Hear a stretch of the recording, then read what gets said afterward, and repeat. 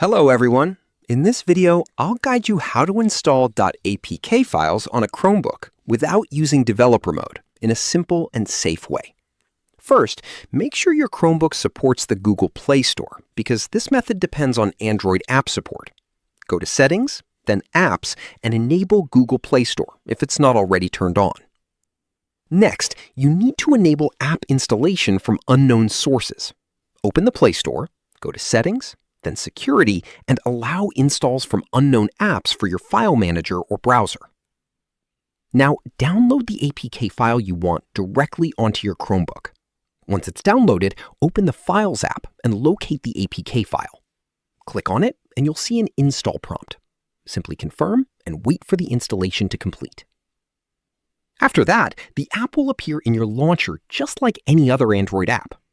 Keep in mind that not all APKs are optimized for Chromebook, so some apps may not work perfectly or may have limited functionality. Subscribe to the channel for more videos.